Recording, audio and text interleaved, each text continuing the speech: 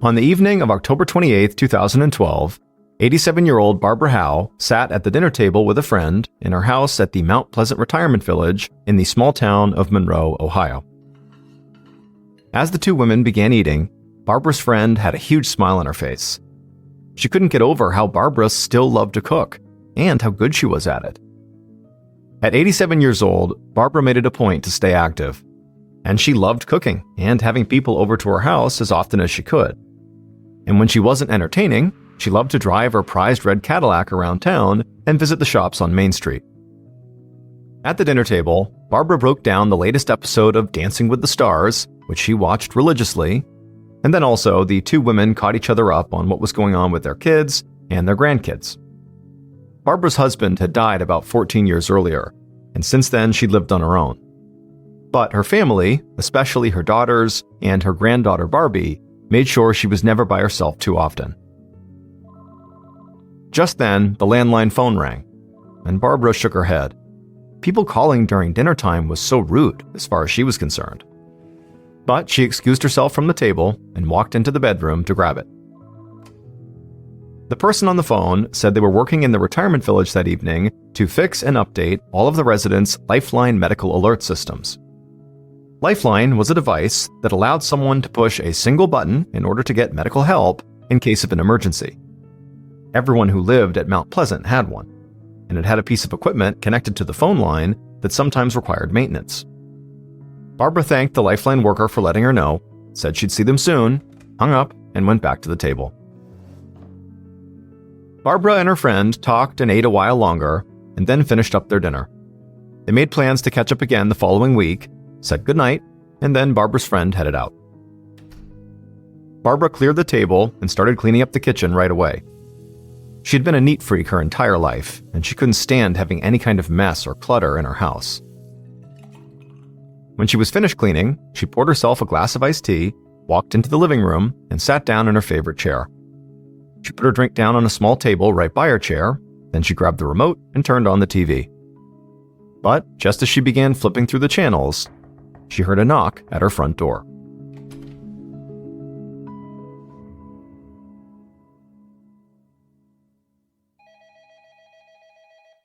Two days later, on the morning of October 30th, Detective Greg Myers of the Monroe Police Department took a call at his desk.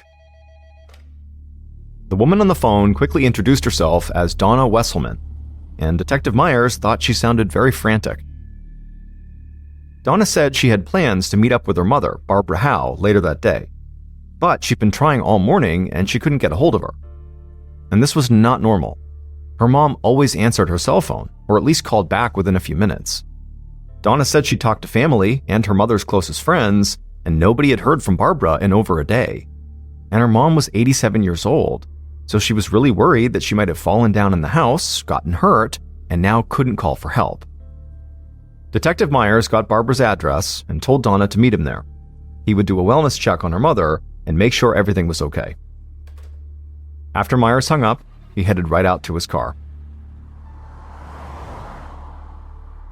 As a veteran detective in a small police department, he was used to handling all kinds of cases.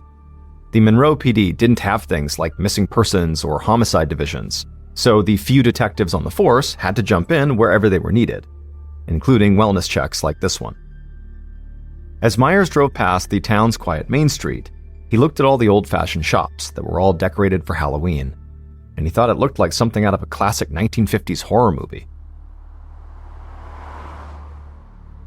A few minutes later, Myers arrived at the Mount Pleasant Retirement Village, and he found Donna very anxiously waiting outside of her mother's house for him. After reassuring Donna that everything was okay, he'd go in there with her, Donna pulled out the key that she had to her mother's house, she walked up to the front door, and she opened it. The pair walked into Barbara's house, and immediately Donna called out to her mother, but there was no response.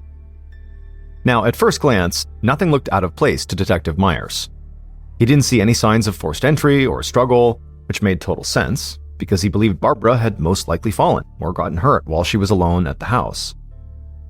Detective Myers and Donna quickly searched every room in the house, but there was no sign of Barbara anywhere. But when they came back into the TV room, Donna noticed a glass on a small table, and she pointed at it, and she had this frightened look on her face. Myers didn't understand. It was just a half-empty glass of what looked like iced tea. But Donna said her mother had to be one of the neatest people alive. She would never leave a half-empty glass on the table like that. Detective Myers glanced around the room. Other than the iced tea, he didn't see any other indications that Barbara had been home recently. So he asked Donna if her mother still drove, and she said yes, she did, all the time. Myers led Donna back outside, and as soon as she was out there, she suddenly realized something else was off. Her mother's prized red Cadillac was gone. Detective Myers quickly shifted his focus from the house to the missing car. He now worried that Barbara might have driven off the road, or maybe gotten into some kind of car accident. She could have been injured and trapped in the car somewhere for almost 2 days now. He told Donna to go home and wait for his call. In the meantime, he'd issue a BOLO, a be on the lookout call, for Barbara's red Cadillac. This would go to law enforcement departments all over the area. Myers got in his car and immediately called in the BOLO.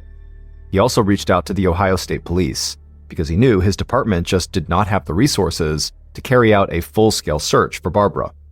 And since she'd possibly been missing now for almost 48 hours, he needed all the help he could get, and he needed it fast.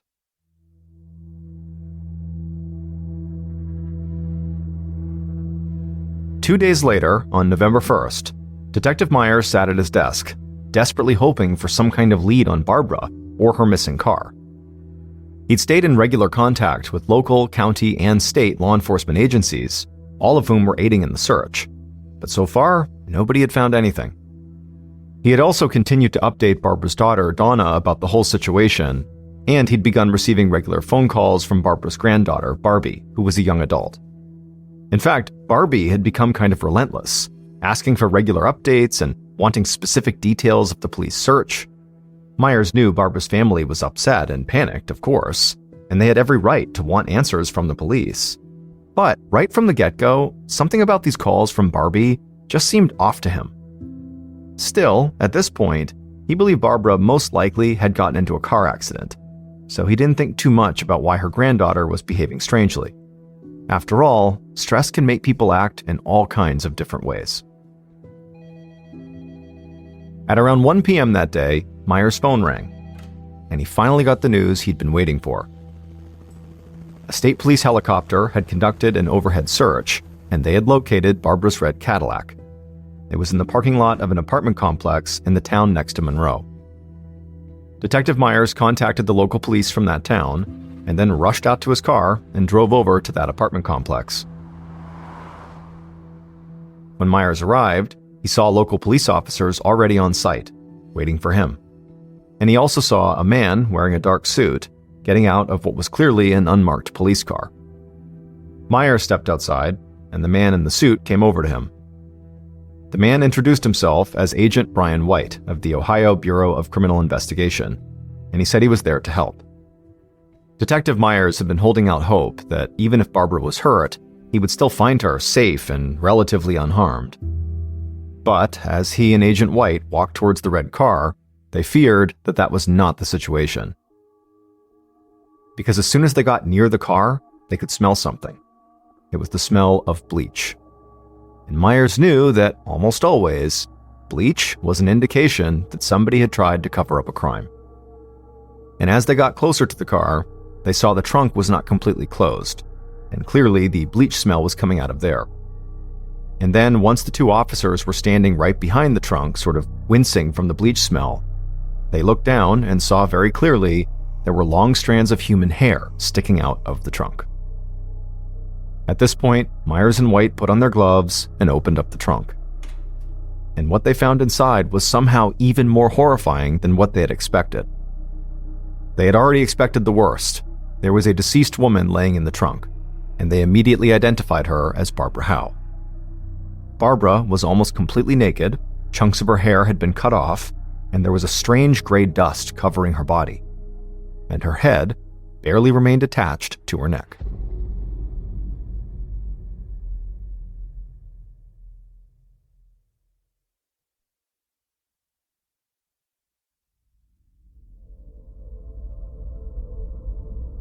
Police immediately began searching the Cadillac and the surrounding area. But the state forensics team needed more space, and they wanted to get the car and Barbara's body into a more controlled environment. None of these small-town police departments in the area had facilities to house a car for a full forensic search. So the local fire department cleared out space at their station and let the police move the car there. Once the forensics team had the time and space to really get to work, they told Myers and White that the killer had most likely poured bleach all over Barbara's body after she was dead. But the killer had not bleached the trunk or the car. And forensics techs said that after the killer covered Barbara's body in bleach, they had most likely emptied out a vacuum cleaner on her. That's where the techs thought that strange gray dust covering her body had come from. But most importantly, they said they had found some blood in the trunk and the car, but not nearly enough to match the brutal, deep wounds on Barbara's neck. They said if that kind of attack had been delivered in the trunk or the car, they would have found far more blood than they did. So, based on this, Detective Myers and Agent White believed the murder must have taken place somewhere else, and Barbara had been dumped in her own trunk and then driven to the apartment complex. The investigators thought that the most likely site of the murder would have to have been Barbara's house, but Myers had been there for that wellness check, and he hadn't seen any blood or anything that indicated a violent attack had taken place there. That said, Myers knew he could have overlooked something while he was there. There hadn't been a reported homicide in Monroe, Ohio in almost a decade. So when Myers had gone to Barbara's house, the thought that Barbara, an 87-year-old woman who lived in an upscale retirement village, had been brutally murdered there had not really even crossed his mind, so he wasn't really looking for indications of a murder. So, Myers and Agent White gathered up a group of Monroe police officers and Ohio State troopers and went back to Barbara's house to conduct a much more thorough, full-scale search. Later that evening, now almost 4 full days after anyone had seen Barbara alive, Myers, White, and their team walked through Barbara's house, and nothing new really stood out. There still didn't appear to be any signs of forced entry or of a struggle of any kind. Detective Myers also found jewelry boxes that were filled with what looked like really expensive rings and necklaces just laying out in the open in Barbara's bedroom. And it didn't look like anyone had touched Barbara's high-end TV or any of the other electronics in the house. So it definitely did not appear like someone had come to burglarize the house.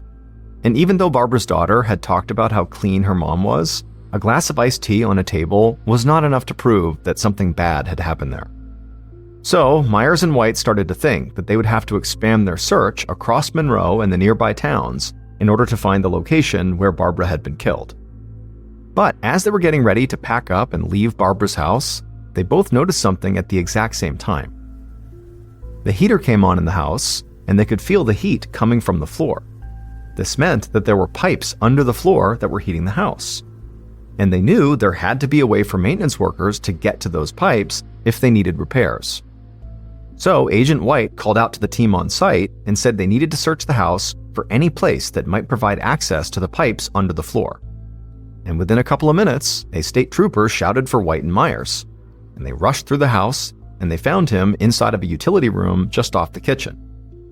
The trooper pointed to the floor, and Myers and White looked at each other and then bent down, because they saw a wooden panel that almost completely blended in with the floor, and they realized this was actually the entrance to a crawl space. They lifted up the wooden panel and they looked inside. And right away, both men felt a mix of excitement and horror. There, in this tiny crawl space, they saw a rug that was covered in blood, and there was blood spatter all over the floor and the sides of this crawl space. Late that night, after forensics techs had collected blood and possible DNA samples from the rug, the crawl space, and throughout the house, Myers and White laid out a plan. They knew that a group of trained law enforcement officers, including both of them, had searched this house and almost left without finding the entrance to that crawl space. So they didn't believe that Barbara's killer was just some random person who just happened to stumble upon that hidden panel in the utility room floor. Instead, they were sure that her killer must have had intimate knowledge of the layout of the house. And for Myers and White, only a limited number of people could fit the bill. staff members and maintenance crew who worked at the retirement village, and Barbara's close friends and family. Agent White had the resources at his disposal to track down and interview everyone on staff at Mount Pleasant. So Myers, who was well respected in the local community, would handle speaking to Barbara's friends and family. And Detective Myers knew who he wanted to start with, because he lived by a simple adage when it came to police work. If there's a fire, and someone watching that fire burn wants to know all the details about how it started and how it spread, there's a good chance that person may have started the fire. And Myers thought the same went for violent crimes. And there was one person who had wanted all the details about Barbara's disappearance and the police investigation from the very beginning: her own granddaughter, Barbie.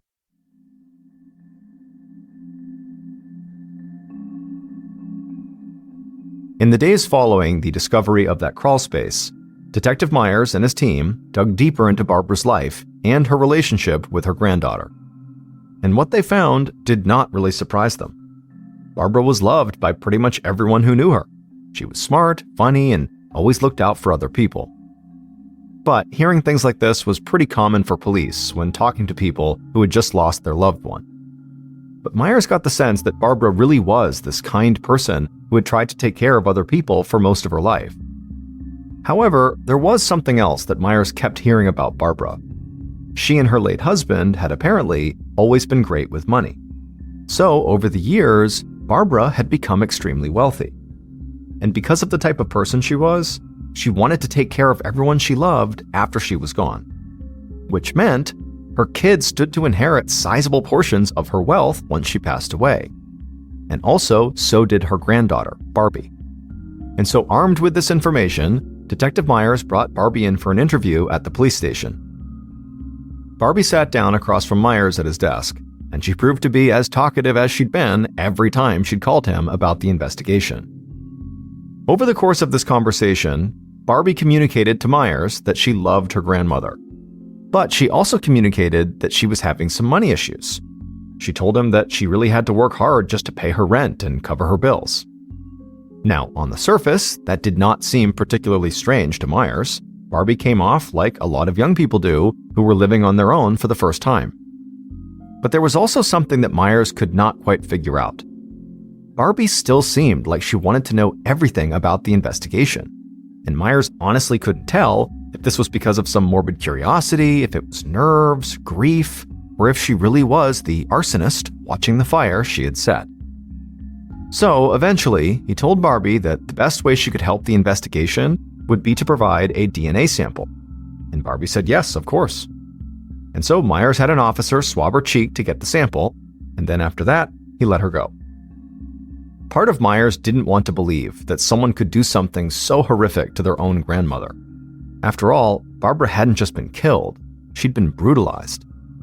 But regardless of what he wanted to believe, and even though Barbie had cooperated, Myers still had to consider her a major suspect at this point. She had tried to inject herself into the police investigation, she had a clear financial motive, and she was young and physically capable enough to have easily overpowered her grandmother. While Detective Myers continued to focus on Barbara's friends and family, Agent White and state police methodically interviewed staff members and the maintenance crew from the Mount Pleasant retirement village.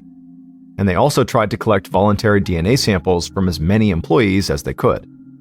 But the investigation took time. There were so many people to interview just at Mount Pleasant alone that it became clear this case would not be solved overnight. And as the weeks passed by and still they had not caught the killer, Myers and White started to realize their investigation was causing a full-on panic in the retirement community. Homicide cases were almost unheard of in Monroe, so Barbara's murder had already shocked everyone in town. But now, the people who lived at Mount Pleasant started to believe there was a killer on the loose who was specifically targeting senior citizens. And they feared that the police weren't any closer to finding this killer than they had been on day one of the investigation. As the Mount Pleasant residents made their feelings public, the pressure on the police and the company that oversaw operations at Mount Pleasant continued to mount. In order to demonstrate that they were doing everything they could to protect their residents, the company that ran the retirement village helped set up a tip line with the Monroe police. and even offered a $10,000 reward to anyone who provided information that led to an arrest.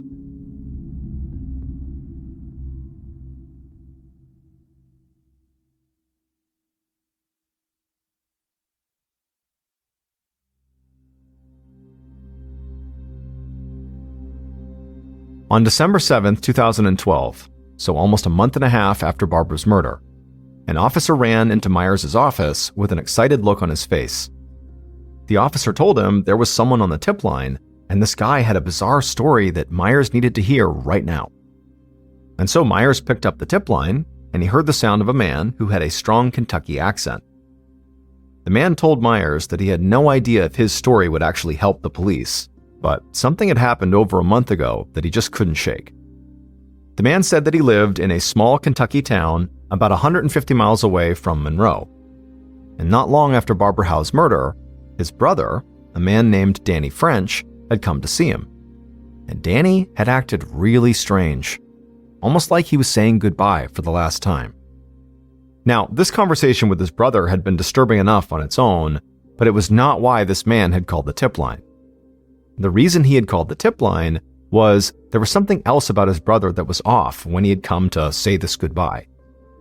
The man said his brother had been wearing a Mount Pleasant Retirement Village sweatshirt. Detective Myers asked the man where his brother was, because he wanted to speak to Danny right away. But the man said this is actually where things got even weirder, because soon after their conversation, his brother Danny had disappeared. Immediately following this call, Myers met with Agent White, and they reached out to local police in the Kentucky town where the caller lived. But after weeks of searching, the police couldn't find the man's missing brother, Danny French.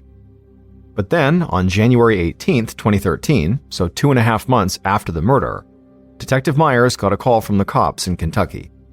They said they had found Danny French, and apparently he'd been living in the woods for months. Myers got in his car and sped across the state line into Kentucky to the local police station where the cops had brought Danny. Danny was big and very intimidating looking. He had long gray hair and a huge gray beard, and he certainly looked and smelled like he'd been living outdoors for months. But it wasn't really Danny's appearance that shook Myers the most. Instead, it would be what Danny talked about. When Myers asked him about Barbara Howe, Danny said he didn't know her and had nothing to do with the murder. But when Myers asked him why he'd gone to live in the woods, Danny got this glazed look in his eyes, and he started talking about how the woods were a fantasy world and a place where people transformed into different things. Myers and Danny continued talking, and basically the conversation went in all sorts of different directions, into bizarre things that at times Myers just did not understand at all. It sort of seemed like Danny was sort of unhinged. But by the end of their discussion, despite the bizarreness of what they were talking about, it was clear Danny had to know something about what happened to Barbara. Myers just knew it. So when Myers left the station, he got assurances from the local police that they would keep close tabs on Danny. Still, as strange as all this might be, there was nothing actually tying Danny directly to Barbara's murder. So Myers returned to Ohio with another potential suspect, but no evidence. This had also been the case with Barbara's granddaughter Barbie and several of the Mount Pleasant employees who Agent White had interviewed. All good suspects, but no evidence. Investigators also received DNA test results of samples taken from multiple suspects and attempted to try to match them to samples found at the crime scene. Now, these results did eliminate some suspects, but they did not conclusively point to a killer. And soon, with no new evidence coming in, the investigation started to grind to a halt. Months passed, then a year went by with very few new leads. Myers and White still believed they had a few strong suspects here, but the evidence just wasn't strong enough to make any arrests. And so Barbara's case basically went cold.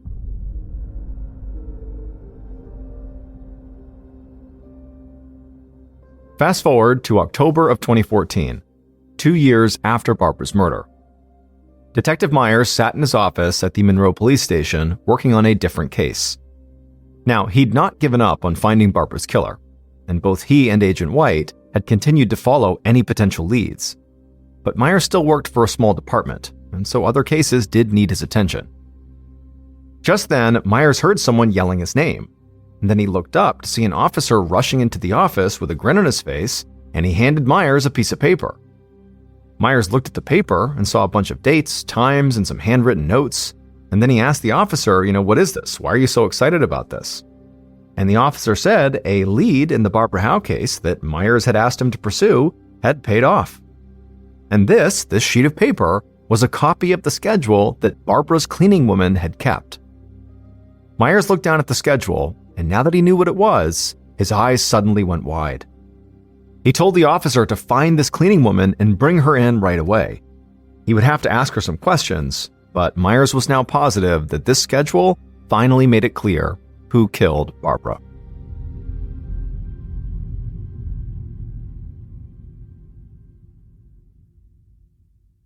Based on information from Barbara's cleaning woman, DNA test results, and evidence collected over the course of the entire investigation, the following is a reconstruction of what police believe happened to Barbara on the night of October 28th and the early morning of October 29th, 2012.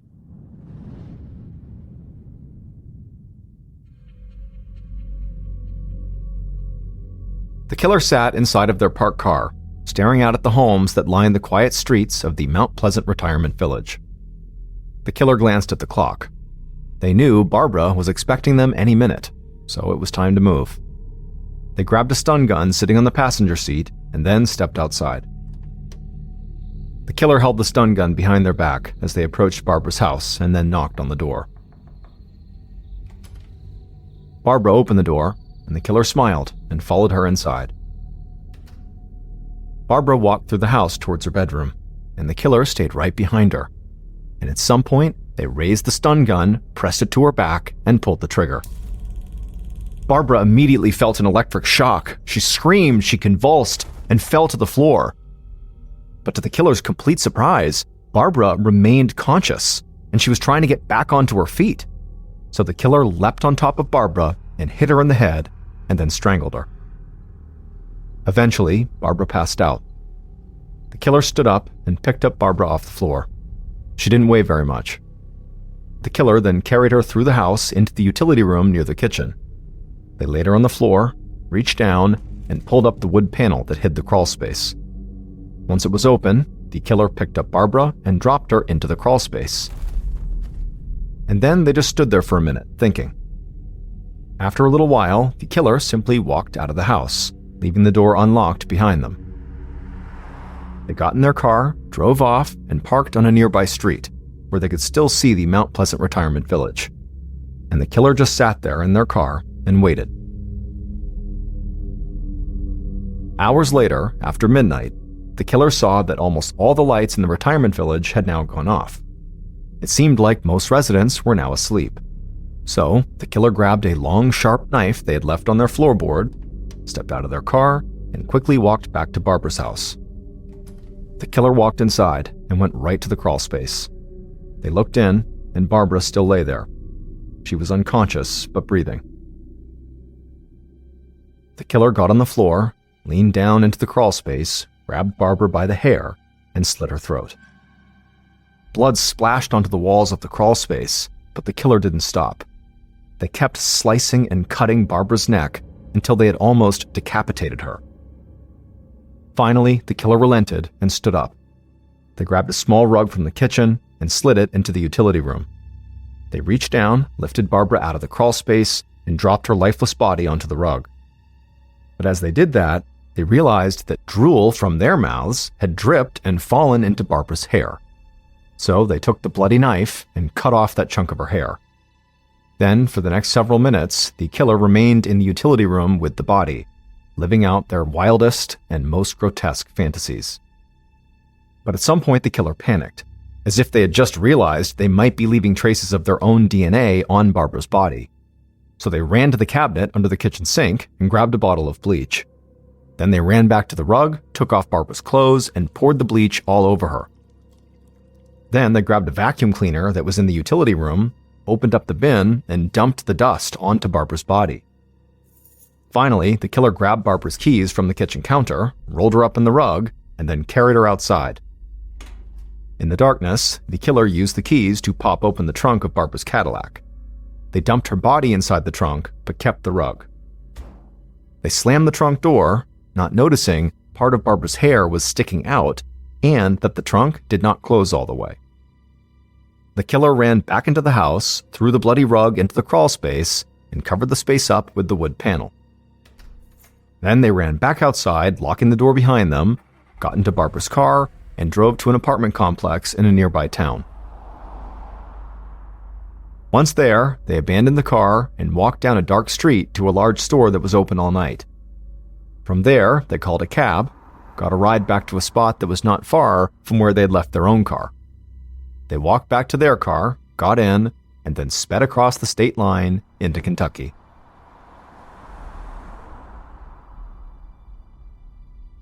Danny French, the huge guy with the big gray beard who lived in the woods at one point and had that totally bizarre conversation with Detective Myers, murdered Barbara Howe. It would turn out Danny had once been a maintenance worker at the Mount Pleasant Retirement Village, so he knew all about that crawl space. He also knew that every resident had one of those Lifeline medical emergency devices. So, on the night of the murder, he called 3 women at Mount Pleasant, posing as someone who was there to fix their Lifeline devices. And Barbara was the only one who said he could come by that night to fix it. And as soon as Barbara opened up her door and let Danny into her home, he carried out his plan. From the moment Detective Myers met Danny after he'd been pulled out of the woods for his interview, he had suspected Danny was the killer. Danny told Myers the woods were his fantasy world. But the more he spoke, the more it became clear to Myers that, in reality, Danny just had a lot of fantasies, and some of them were very dark and violent. After multiple meetings over several months, Myers convinced Danny to provide a DNA sample, and it would turn out Danny's DNA matched samples found inside of Barbara's house. But there was a problem. Danny had been a maintenance worker, so he'd been in that house many times, which could explain why his DNA was there. It was not until police got in touch with Barbara's cleaning woman that they realized there was no way Danny's DNA should still be in her house, because Barbara's cleaning woman kept a detailed schedule. It had dates and times, and she liked to list all of the work she had done on those dates and times. And so police knew that Barbara's house had been cleaned thoroughly many times since Danny had stopped working at Mount Pleasant, which meant if his DNA was there now, he must have murdered Barbara. In addition to that, police found security camera footage at that store where Danny had called the cab on the night of the murder, and the cab driver was able to identify him. Danny was arrested, and he would eventually confess. He was sentenced to life in prison without parole. If I told you to picture the Amazon rainforest in your head, you would likely picture a dense tropical wilderness full of amazing and exotic animals. And you'd be right, that is a good representation of the Amazon rainforest. But what a lot of people don't know is that the Amazon rainforest is also home to a massive city. It's called Manaus, and it sits right in the middle of the Amazon rainforest, right along the Amazon River. And it happens to be one of the most violent places in the entire world. All it takes in Manaus is simply walking down the wrong street or crossing the wrong person, and you can get shot or stabbed in broad daylight, and there's virtually nothing anyone can do to stop it. In 1989, a 31-year-old former police officer named Wallace Souza decided to make a TV show about what it was actually like to live in his hometown of Manaus. And unlike other crime shows in Brazil that often censored out the most graphic content they covered, Wallace decided he wasn't going to do that. He wanted to expose the harsh reality of life in Manaus, and he felt like the only way to do that was to show everything. And so that year, he launched this show, which he called Canal Livre, which translates roughly to free channel. And true to form, there was no filter on what went on the air. And so this show was shocking. Viewers were given a front row seat to freshly murdered victims that are lying out in the road and slumped over chairs in restaurants and behind steering wheels. And the cameraman would zoom in on their fatal injuries, and they would zoom in on the faces of these people that have just died. Every gratuitous detail, every blood spatter, every grieving family member of the victim who's crying out in pain, all of it was shown on this TV show. And then, in between these very dark and violent segments about gang killings and drug deals gone wrong, Canal Livre also had a much lighter side. They would bring on local artists to talk about what they're working on, to maybe try to sell some of their goods. The show would also focus on down-on-their-luck families that needed help raising some money, and so the show was designed to get people to donate. And then also, for really no reason at all, there was a segment on the show where this puppet character would get into a fight with a man selling bread. It was a totally bizarre and shocking spectacle, and the people of Manaus loved it. And then eventually, the people of Brazil loved it. I mean, this was an extremely popular show. Because Wallace was often on camera on Canal Livre, he became very famous and very recognizable. And so when he would walk around Manaus, people would see him and literally just start clapping and cheering for him. And as he and his show became more and more popular across South America, Wallace decided he didn't just want to report on crime, he wanted to fight crime. So, on air, Wallace began berating the government for not being able to protect its citizens, and he berated the police for not being able to catch the criminals. And then off the air, Wallace campaigned for and was elected to political office in Manaus, where he continued to push hard to reduce crime in the city. And so it wasn't long before Wallace went from just being a relatively well-known TV host to being one of the most beloved and influential and trustworthy people in all of Brazil. However, over the years, there was one strange thing about his show, Canal Livre, that people just couldn't wrap their heads around. This oddity was most obvious in a now famous episode of Canal Livre that aired sometime in the mid-2000s. This episode opens with a Canal Livre reporter making their way through a jungle, and there's a cameraman filming them from behind. And this reporter, they're very carefully walking through, kind of pushing branches out of the way and high-stepping over all the underbrush. And then at some point up ahead, you see there is a clearing, and there is a third person standing in this clearing, and they're clearly looking straight down at something on the ground that we can't see. But this third person is very occupied with whatever is on the ground. And so eventually, this reporter makes their way through the jungle into this clearing, and then as soon as the cameraman gets into the clearing as well, he looks down at what is on the ground. And what you see is what appears to be a log that has previously been lit on fire because it's still smoking and it's black and it's charred. But as the cameraman zooms in, you see there are hands on this log. So you realize it's not a log, it's a human being who's obviously deceased. And based on how badly charred they are and how much they're still smoking, you realize very quickly that this person must have been on fire very recently as probably just a couple of minutes ago. Like right before the camera got here, this person was on fire. And so as you're kind of seeing this shocking image, the reporter suddenly talks about this person like he knows all the details of them already. He says, this person, it's a man, and they were not shot to death, they were doused with gasoline and burned alive. But at this point, the police had not come out. They had not seen this dead person yet. And so it made no sense that the reporter would have all this information on hand because no one knows this stuff yet. And based on just looking at this person's body, it was too badly burned to be able to tell whether it was a man or whether they had been shot or not or whether gasoline was used. But when Wallace was questioned about where he and his reporters got their information from, he just said, look, we're a very popular show and people call us often before they call the police and they give us information about what's happening in the city. And we have a huge team. We watch the police headquarters, we listen to the police's radio, we watch the morgue, we have loads of informants all over the city. And so we just get our information really, really quickly. And this answer was enough until 2008.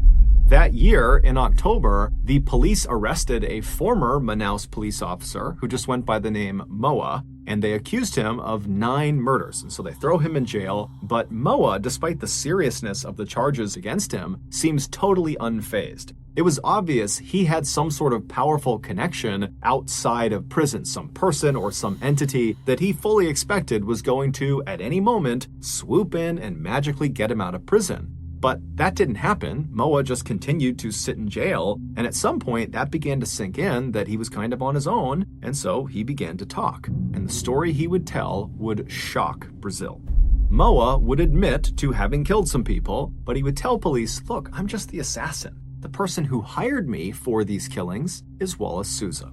It would turn out Wallace Souza started his show, Canal Livre, with the best of intentions. But when his show became massively popular and it in turn made him, Wallace, also massively popular and powerful, he became corrupt. And at some point, after his meteoric rise, he formed this very powerful drug cartel, and then in an effort to bolster his illegal dealings and to boost his show's ratings, he decided to start contracting hitmen like Moa to start taking out rival gang members in Manaus.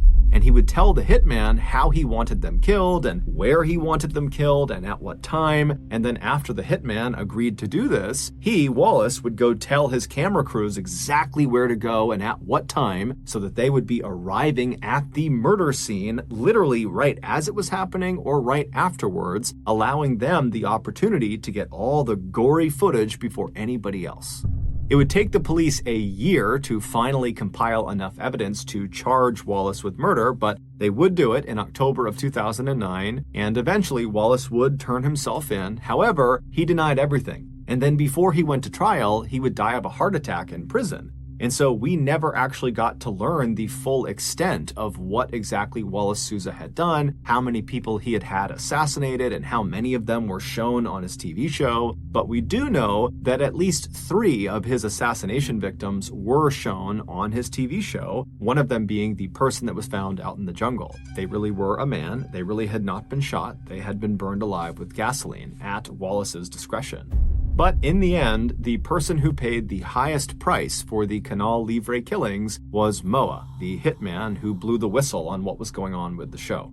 On New Year's Day in 2017, a crime syndicate overran the prison where Moa was being held. Now, they had lots of targets of people they were going there to kill, and one of them was Moa. They were furious with him that he spoke to police and gave up information about the drug trade in Brazil. And so eventually, this angry mob of gangsters made their way over to Moa's cell, and when they found him, he was pressed up against the back of his cell wall, basically as far away from the bars as he possibly could be, and he began pleading for his life, and this horde was not having it. They were only there to kill him. And so they all have machetes and knives, and they're looking at him through the bars, and they say, we're going to come in there, we're going to cut you to pieces. And so then they start banging on the door, they're trying to hack the lock open, and Moa, he can't do anything. All he can do is kind of just keep himself all the way to the back of the cell and hope they don't get in. And eventually, they can't open the door, and they know it. And so they do the next best thing. They reach through the bars with a lighter and they light Moa's mattress on fire.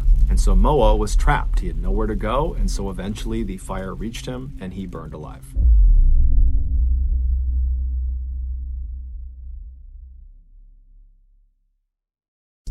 The next and final story of today's episode is called Inside a Nigerian Death Factory.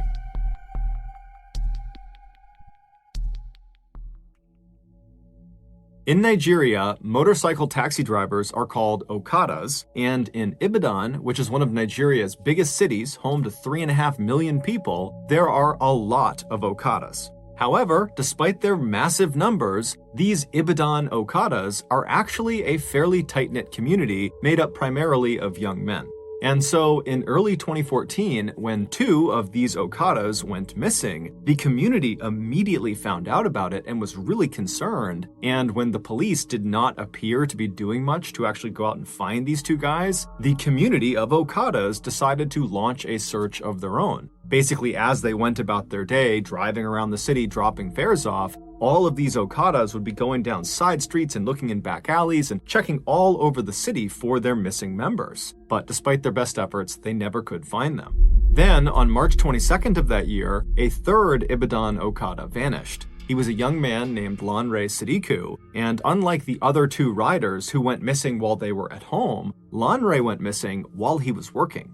Lanre was part of a group of Okadas within the city who all kind of met up on the same city street, and that's where they stayed throughout the course of their day, trying to wave down fares as they came up. And so everyone in that meetup point all knew each other, and so they all knew Lanre. And on the day he went missing, they recalled seeing him driving away from this meetup point with 2 passengers on the back of his bike. Now, typically, the rides these Okadas would offer to their passengers were very short. They're only driving them just around the city. And so it was very quickly noticed that Lanre had left and after several hours had still not come back yet. When it was noticed by the other Okadas, they began talking about it and someone said, give him a call, make sure he's okay. And so they called his cell phone, and Lanre did not pick up, which was highly unusual, not just for Lanre, but amongst the other Okadas. They always had their phones on because they're looking for new customers, and customers could be calling them, and so their cell phone is a vital part of their work. And so his phone is off, they don't really know what to make of that, and then out of nowhere, Lanre actually calls this group of riders. However, he was calling them on his second cell phone. Lanre would keep a work phone and a personal phone, so he was calling them on his personal phone.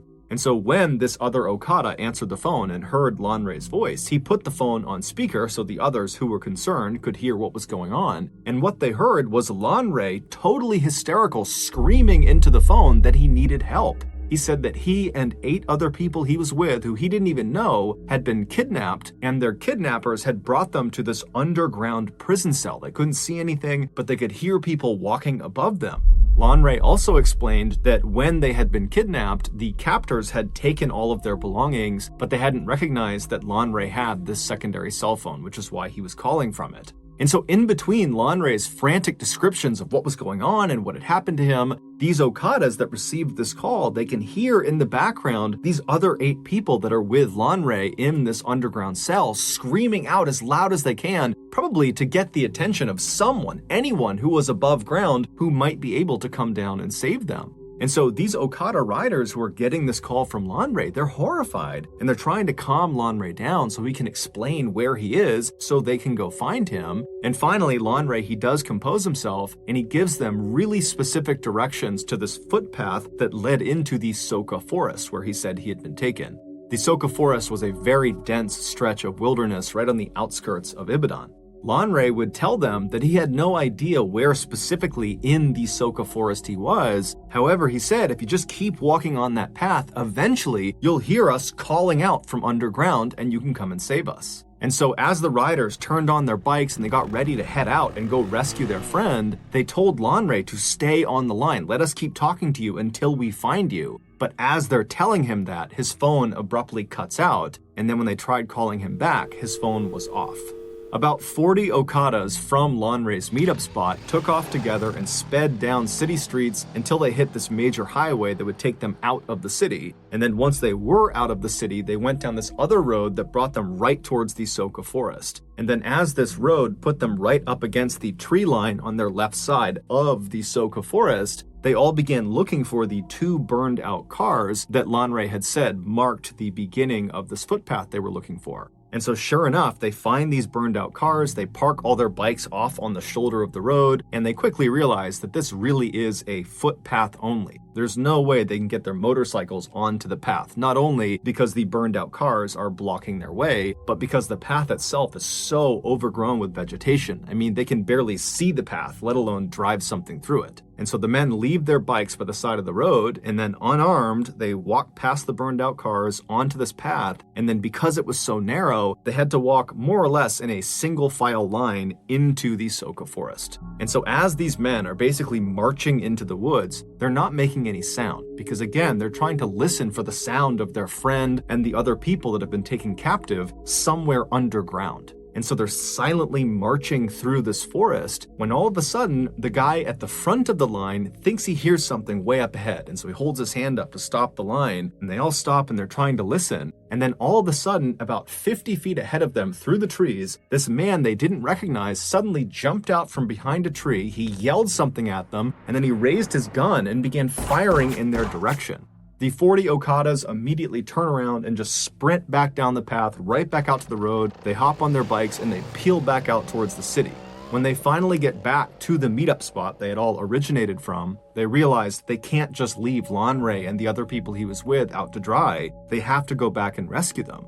They considered calling the police, but given the lackluster response to the other 2 missing Okadas, they realized they probably would have a higher chance of saving their friend and the others if they just went themselves. And so the 40 Okadas rounded up another 60 from other neighboring meetup spots, and this huge posse of over 100 men all hopped on their bikes and headed back towards that footpath that led into the forest. When they got there, they put their bikes on the side of the road, and this time, when they started walking down that path, they had guns, knives, bats, all sorts of weapons, and they were not trying to be quiet. They were actually yelling like these loud war cries to let the gunmen and any other gunmen in the woods know that there was a horde of angry people that were coming into the woods for a fight. And so as they're marching down this trail, kind of expecting to get shot at any point, it doesn't happen. Instead, after quite a while, they walk out of the thick forest into this huge opening. And right in the middle of this huge clearing is this fairly small river, but it's big enough that it would be very difficult to cross. However, they can see there's a bridge, this kind of crumbling old stone bridge that goes over this river. And then on the other side of the bridge, on the other side of the river, they can see there are two dilapidated buildings.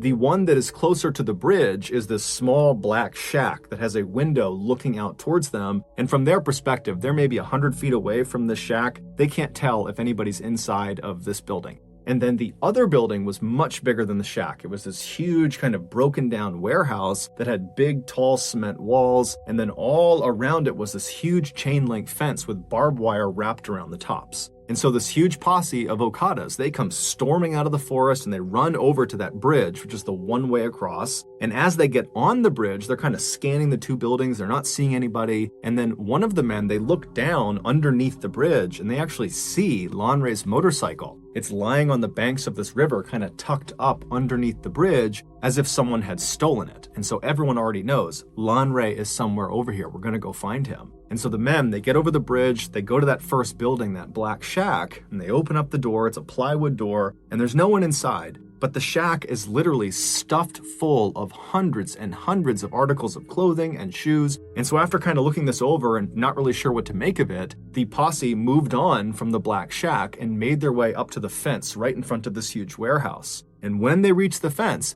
they're kind of expecting to be met with some sort of resistance. I mean, the last time they were out here, they got shot at. And so they begin yelling into the warehouse for anyone in there to show yourselves, come out here. But it was silent. And so one of the Okadas that was part of the posse had brought along bolt cutters as a weapon to use as a club if he needed to. But as it happened, he began to use the bolt cutters for their actual purpose, and he bent down and actually cut a huge hole in this fence so they could go in and explore this warehouse. And so after a large percentage of this posse had gotten inside the fence line, they began walking around this huge warehouse to try to find an entrance inside. And so as they're walking, the windows that lead into this warehouse, they're too high up, so you can't actually see what's going on inside. It's silent, there's a pretty bad smell, but they don't really know what to make of this. They walk around the structure, and when they get to the very back, they find an entrance. All it is this big rusted piece of tin metal, like sheet metal, that's propped up against a gap in the walls of the warehouse. And so one of the Okadas grabs this piece of metal and he pushes it out of the way. And then as soon as he did that, a few other Okadas quickly stepped through the threshold into the warehouse, preparing themselves to have to fight potentially if there are gunmen or anybody else inside that might want to do them harm.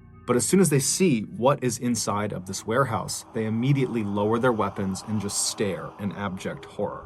According to the locals who lived actually in the forest relatively near where this warehouse was, they said there was actually another way to get to this particular area, to get to the warehouse. There was another path that was very rough, but it was big enough for one vehicle that came in from the other direction. Now, the locals said they didn't use this path at all. They didn't even know where it originated from. But they said for the last 10 years or more, they have seen one vehicle use this road all the time to get to the warehouse. And it was this black Jeep with black tinted out windows, and they said it would typically show up most nights of the week around 8 p.m. And they said it would just go down the road, it would make its way over to the warehouse area, and then around 9:30 p.m., they would hear or see the black Jeep leaving. Now, none of the locals knew who was driving this Jeep, although they knew it was a man. That was really all they knew. And they had no idea what this man did when he got over near the warehouse. However, for the last 10 years, every time this guy was over near the warehouse from 8 to 9:30 at night, they would typically hear screams coming from that part of the woods, coming from the warehouse. And when the locals brought their concerns to police, the police just kind of blew it off and didn't do anything about it and actually told the people, don't worry about it. And so over the years, the locals had kind of just accepted that this man in his black Jeep and the screams coming from this warehouse were just a part of life. and so no one even reported it anymore. Had the police followed up on the locals' concerns about this Jeep and the screams, they would have discovered that that warehouse was actually a storage facility for a very in-demand and very illegal product. And that man who drove that black Jeep, he would take this illegal product and he would bring it back with him in batches and he would sell it on the black market. When this posse of 100+ Okadas pulled that metal door aside and they stepped into the warehouse, they were not met with any resistance. Anyone that had been there, any other gunmen or guards or anything like that, they had fled when they heard the sound of this massive posse whooping and yelling on their way in. And so as these Okadas are standing inside of this structure surveying what's in front of them, the first thing they noticed is right in the middle of this structure on the ground is this cement slab. It's about 4 feet by 4 feet, and one corner of this slab was elevated slightly by some rocks that had been placed under it, kind of propping it up, pitching it on an angle. And then just off of the side of the lowest point of the slab was this wooden bowl that had dark stains inside of it that was positioned in such a way that if you put water on the slab, the water would drain off of that corner directly into this bowl. Basically, it was there to catch any runoff from whatever was happening on this slab.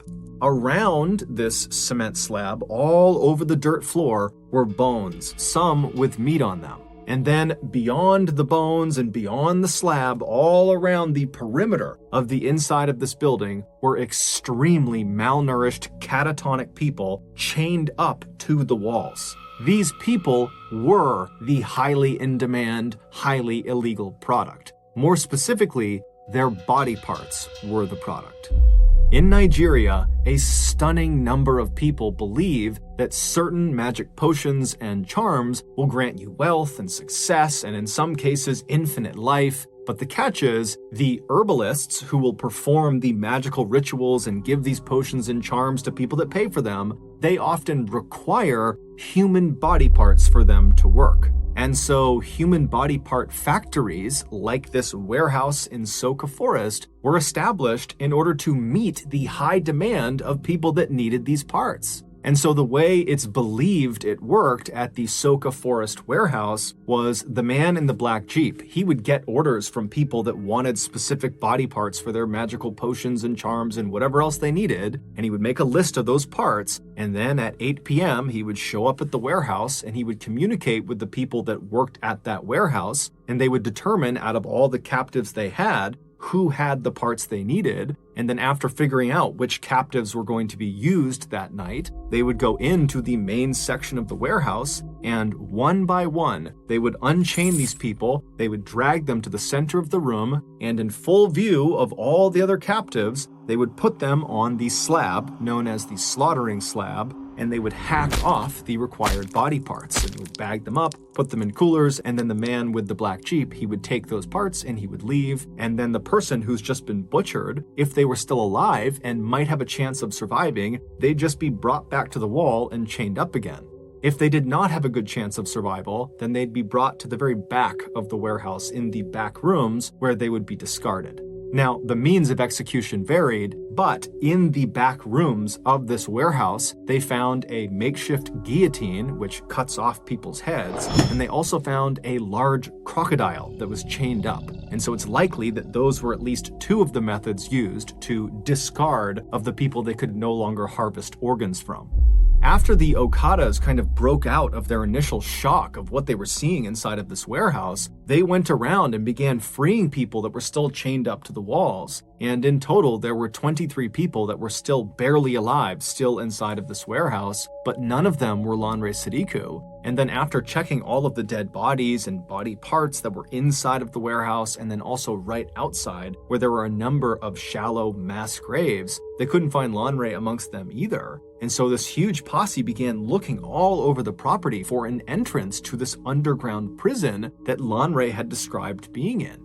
But they couldn't find it, and so eventually this posse made their way back over to the survivors who were being tended to by locals that had come over, and they asked the survivors, are you aware of any underground prison cells somewhere around here where other people were being held? But the survivors either didn't know or just were unable to speak anymore. And so later that day, when the police did come out, because word got out about this huge find out in this forest, the posse went to the police and begged them to please begin digging up this entire property. We need to find the entrance to this underground prison cell. Lon Ray and 8 others, and who knows how many others beyond them, are trapped underground in these cells, and we gotta get to them. But the police just kind of refused and immediately just demolished the warehouse. And then after kind of cordoning off that area for a couple of days, the police basically just left and stopped caring about it altogether. And so the Okadas once again came together as a community and would spend the next several weeks going back out to this forest and just manually begin digging up all over this entire property in hopes of finding their friend and the rest of these people that were trapped underground. But they never did. And so we don't know what happened to Lon Ray and the other people who were trapped in that underground cell. We don't know what happened to the other 2 Okada riders who went missing right before Lon Ray did, although it's generally assumed they most likely were kidnapped as well and probably met a similar fate. We also have no idea how many people were butchered inside of the Soka Forest warehouse. However, given the massive amount of clothing and shoes inside of that black shack, it's believed the total number of victims is easily in the hundreds. No one has ever been officially held accountable for the atrocities that took place in the Soka Forest. However, a couple of days after the warehouse was discovered by the Okada posse, the posse was back digging, looking for Lon Ray, when they discovered there was this man who was there who was kind of walking around acting suspicious. And so the posse confronted him, and it would turn out this guy had several human tongues in his pockets, along with dozens and dozens of cell phone SIM cards. And so, assuming he was part of whatever happened there, the Okada posse proceeded to kill the man on sight. Later on, a woman who was a survivor from the warehouse would tell reporters how she got kidnapped. She said she lived in Ibadan, she was well educated, she had a good family, she was just sitting outside of her house when all of a sudden this van pulled up in front of her, and these very official looking men were inside of this van, and they got out and they told her, you're under arrest, you gotta come with us to the police station. And the woman was so confused, but the men were very professional and seemed very convincing, and so she got inside the van, they shut the door, and they drove off. And very quickly, once she was inside of the van and couldn't go anywhere, she realized they were not police, she had been kidnapped, and within the hour, she, along with several other people who had probably been kidnapped in the same way, were stripping their clothes off right outside of that black shack on the other side of the river, and they were told to put their clothes and belongings inside of the shack while they were being held at gunpoint, and then once they were naked, they were promptly marched into that warehouse where virtually everyone around her would be butchered and killed.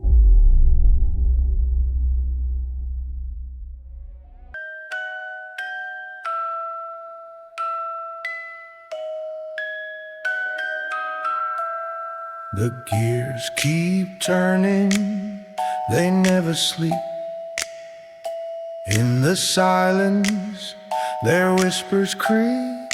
Tick-tock, tick-tock, they count my grief. I built a heart from rust and time, a hollow friend with no reply. Ticking gears, they sigh,